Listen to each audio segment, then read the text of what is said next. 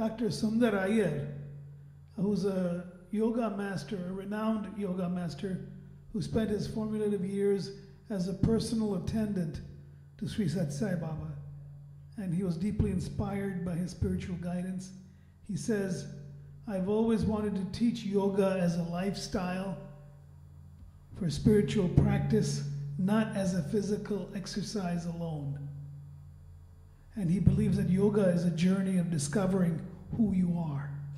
Dr. Iyer is also an ordained ecumenical minister, ordained by the Ecumenical Ministry for Unity of Religions in Ojai, California. He speaks and conducts Unity of Religions programs in different parts of the US and Canada. So please, come up and thank you.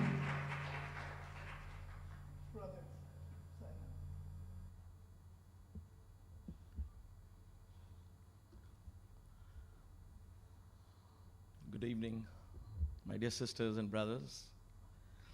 I offer my most grateful and humble salutations at the feet of my beloved Sadguru, Bhagawan Sri Sathya Sai Baba.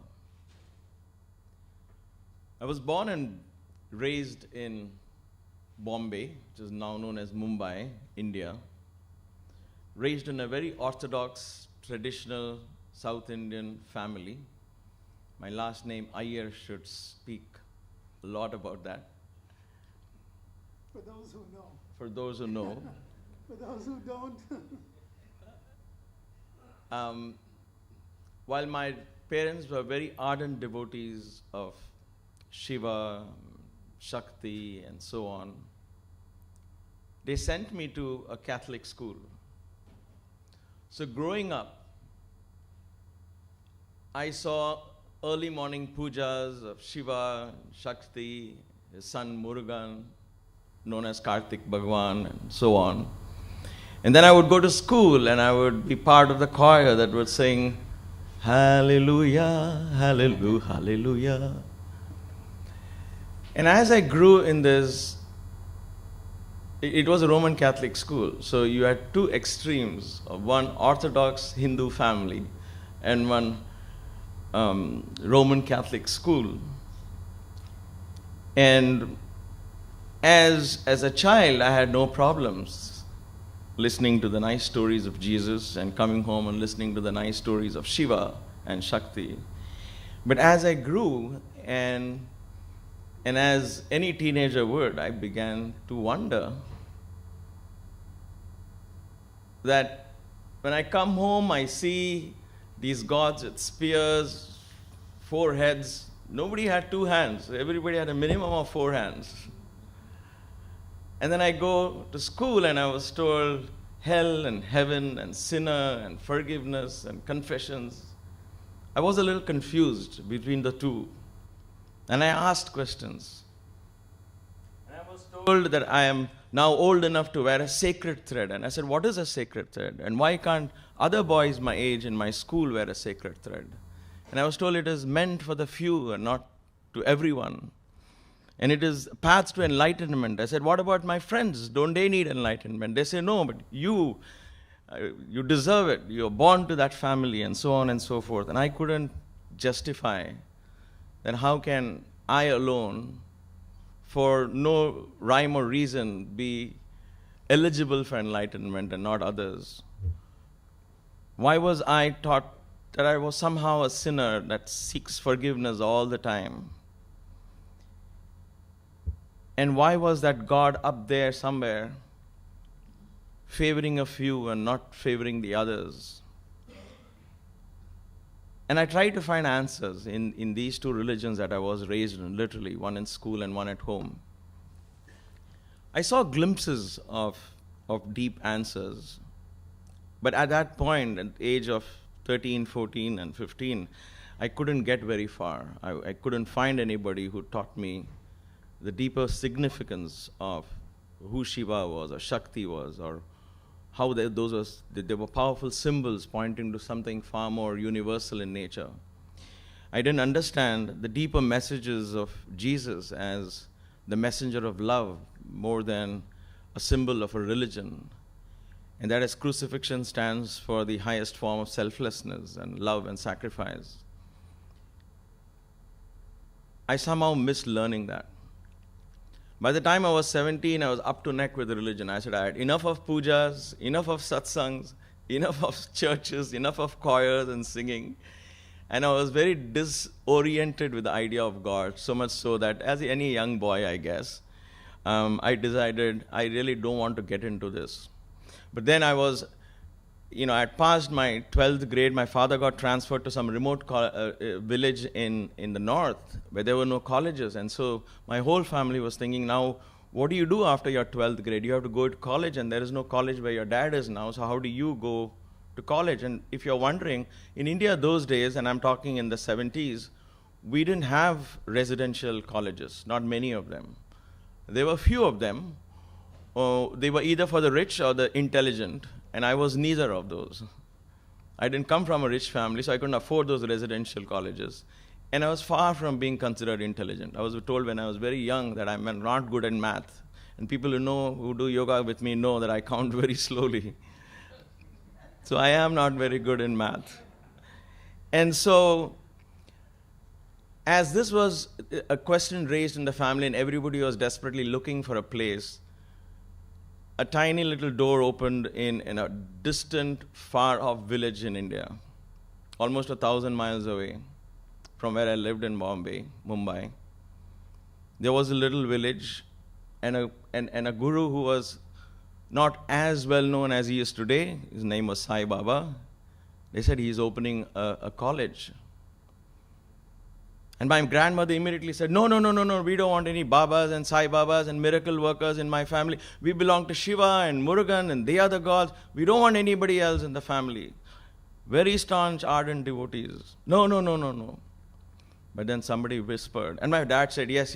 We don't want to get into that. This is our path, this is our faith.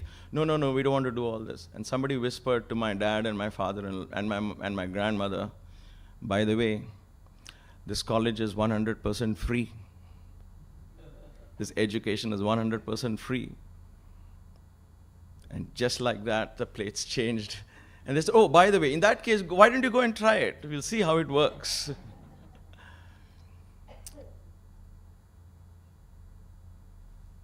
And then began a saga of discovery, of learning, of broadening the horizons of how religion was a step to spirituality, how religion was a bud which blossomed into spirituality, how spirituality brought everyone together in interconnectedness, in oneness, irrespective of what faith or belief.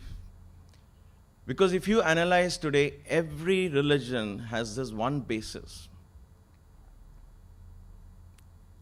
love. There is no religion that says love is not part of our teaching. There is no religion that says, oh, by the way, we teach everything but truth. If anything, they say we are the only ones who teach the truth, and that's good. There is no religion that says, oh, we talk about everything but not right action and righteousness. We don't believe in dharma. Every religion talks about right action, ethical, moral principles that govern us as an individual, govern us as a family, govern us as a community and as a nation. There is no religion that doesn't speak of non-violence. Everybody believes in non-violence. Everybody wants non-violence. Sathya, truth. Dharma, right action.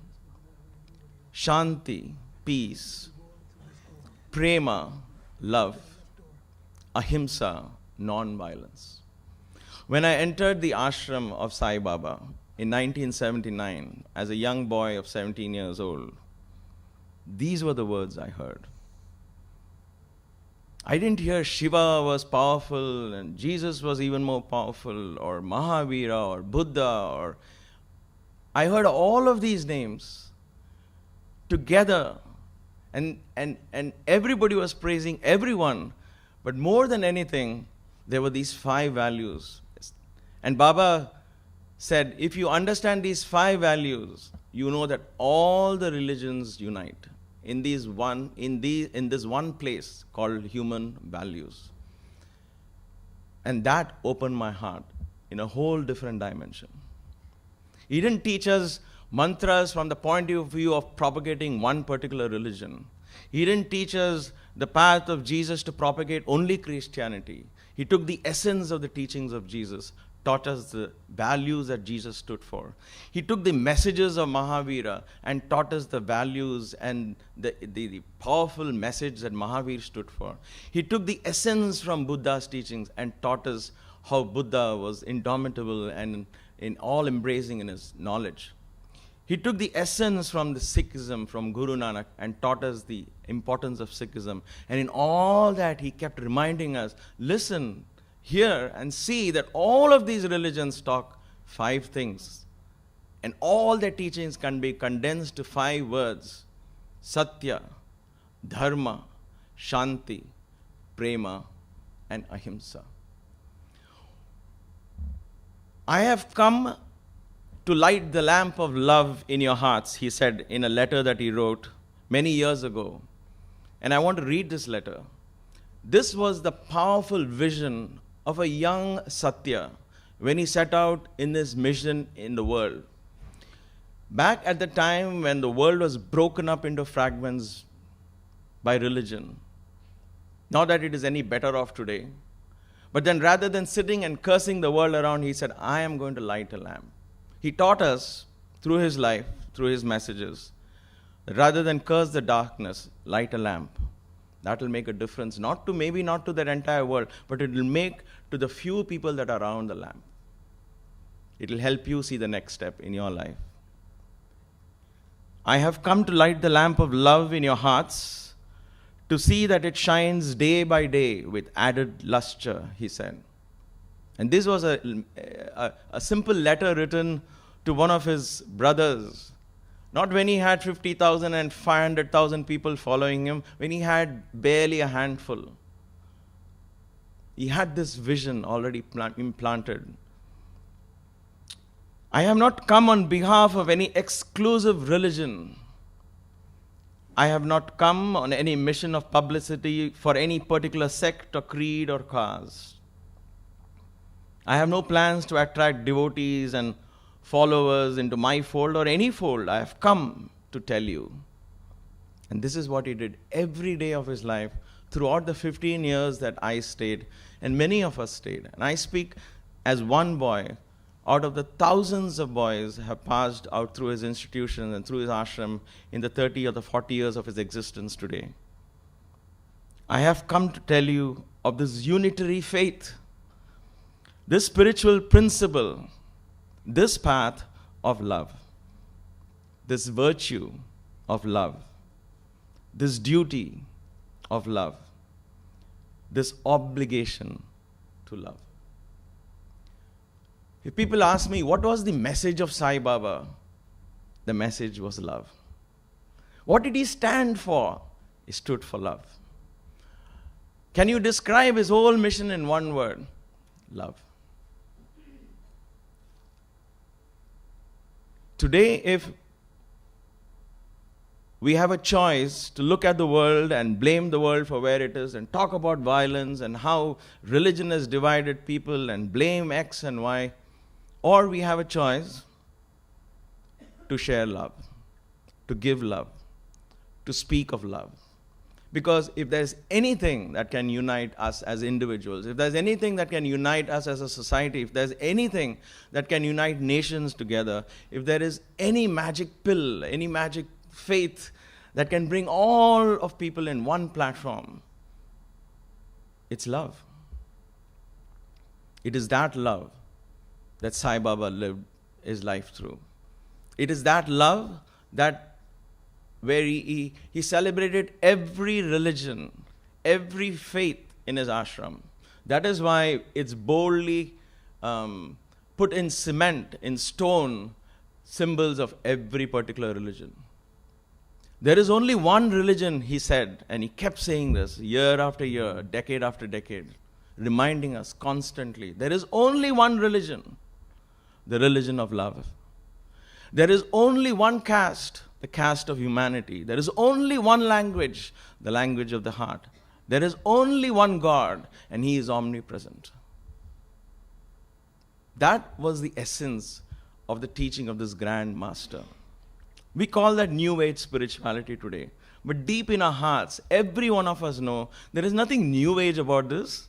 As a child, we wanted to play with our friends without any distinction of creed or color or caste or belief. As a 2-year-old, you went to anybody and everybody without any shame, fear, guilt. Nothing held you back. Your mother had to actually literally pull you back for your own safety. But you could go to anyone. What happened? Yes, we all in this room are together for this lighting of this lamp. And this is what we need to do. And I really heartily congratulate the SARVA DHARMA SERVICE CENTER and really appreciate this great effort. We need such platforms and more of these. Is there ever enough of these? Could we do this once a month? Could we do this once a week? Could we do this once a year? As often as we can, as many places as we can. We need to constantly remind us, our children, and ourselves as individuals, as family members, as community members, that we are one. There is only one humanity here. There's only one mankind. There is this one magical planet in which great teachers like these have come to teach us that one message time and again, the message of love, the message of unity. On his 65th birthday in 1990, Baba requested some of us to write a play. And he said, I want you to write a play on my favorite theme. We said, what is it, Baba? He said, unity. Write on unity. Let there be a story of a village, he said. Bring all the religions together in that play. Let people see that every religion can pray together to one God. Where is that place where there is one roof under which everyone meets? And today, in the auspices of this altar, that is the symbol, what we are doing today. It doesn't matter if you don't believe in Sai Baba or regard him as the Guru. It really doesn't matter. His ardent wish was and would have been, and that you only believe in this unity in your heart, and know that your path leads to the divine, your faith leads to the divine, and so does other faiths too. Practice tolerance. Your faith is the best faith. Your faith is the most powerful faith. Yes, and so are the others. Each one is the best. How can, if a mother has 4 children, if a mother has 5 children, ask her which one is the best children, she'll say every one of them is the best. When she puts the youngest one to sleep, she'll go and whisper in his ear, you are the best and my favorite. And the young one goes to sleep thinking, yes. And she goes to the eldest daughter and says, you are but my only eldest daughter and my favorite one. And she says, yes. Everyone feels they are the best and the favorite, but the mother knows that all of them are her children. The universal divine consciousness, the cosmic principle that we call God, that we search for in ourselves, in others, in everyone in the universe, that cosmic principle has given birth to all these innumerable paths for us to follow. And as many individuals as are there in this hall, that many paths exist to reach this divine consciousness. God realization is our goal. Jesus said this, Muhammad said this, Krishna said this, Mahavir said this, Buddha said this, in many words. And every path leads to the same goal. My dear sisters and brothers, there is only one religion, the religion of love. There is only one God, and He is omnipresent. When I was a child, I was asked to say this prayer every morning in the school. I was lead the school in this prayer. And I never knew why I was chosen, but when I met Baba, I understood the power of this prayer, written by Tagore, Rabindranath Tagore, who was perhaps the first Indian, and perhaps the only Indian, I'm not sure, I could be wrong, to win the Nobel Prize for his wonderful work on Gitanjali. And many of you who were born and raised in India would perhaps remember this poem. It says, where the mind is without fear and the head is held high, where knowledge is free, where the world has not been broken up into fragments by narrow domestic walls, where the words come out from the depths of truth, where tireless striving stretches its arms towards perfection, where the clear streams of reason has not lost its way into the dreary desert sands of dead habit, where the mind is led forward by thee into ever-widening thought and action, into that heaven of freedom, my Father, he writes, into that heaven of freedom, my Father, let my country awake. And to that wonderful poem I say, into that heaven of freedom, my Father, may all our countries awake. If there is one prayer that I learned in the presence of Baba, this was it. Samasta lokha sukhino bhavantu. May all the beings in all the worlds be happy. That is the only prayer, he said, ask from your heart. And in the prayer for seeking for happiness for everyone, you are included. You are taken care of in that prayer. And therefore, as in this audience, for this audience, I would like to offer on behalf of all of you and myself this prayer. Samasta lokha sukhino bhavantu. Samasta lokha sukhino bhavantu. May that be the mantra. And if you can, join with me. And in the meantime, I'll ask Rishi to come out with the harmonium. And I want to end with this, with one of my favorite bhajans. But while he's getting it ready, 4 or 5 times, doesn't matter. Let's see how it feels from your heart. It's samasta, means everything, everyone. Loka, in all the worlds. Sukhino, be happy. Bhavantu, may it be so. So if you know this, chant along. Or simply hum along. Or close your eyes and listen. And open your heart to join in this energy. And may the sound of these vibrations go out to the universe. And may the magic of that unity and love touch every heart, every soul. Samasta loka sukhino bhavantu. Samasta loka sukhino bhavantu. Samasta loka sukhino bhavantu. Samasta loka sukhino bhavantu. Om Shanti Shanti Shanti.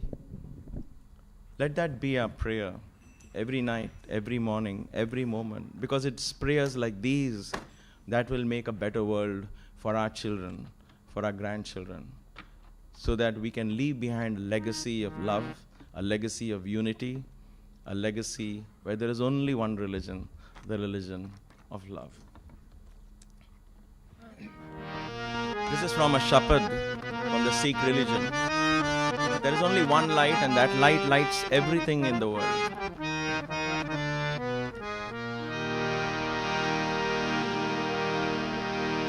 Allahu Akbar, Allahu Akbar, Allahu Akbar, Allahu Akbar.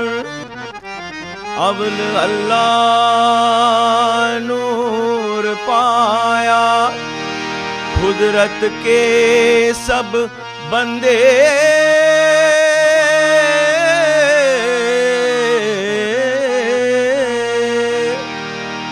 एक नूर ते सब जग उपजिया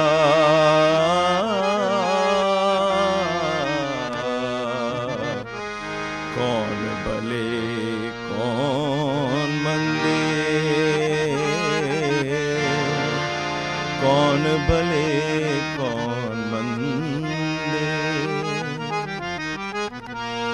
राम हरे हरि नाम बोलो हरि नाम बोलो हरि नाम बोलो राम हरे हरि नाम बोलो Allah, Allah bolo, Maula, Maula bolo. Nanak Sai bolo, Mahavir bolo. Allah, Allah bolo, Maula, Maula bolo. Ram Hare, Hari Naam bolo. Call him by Ram, call him Mahavir, call him Buddha, call him Shiv, call him Sai. The different names to one formless divine principle that resides in each one of us. And may that divine principle guide us back into this unified existence of pure love. Thank you.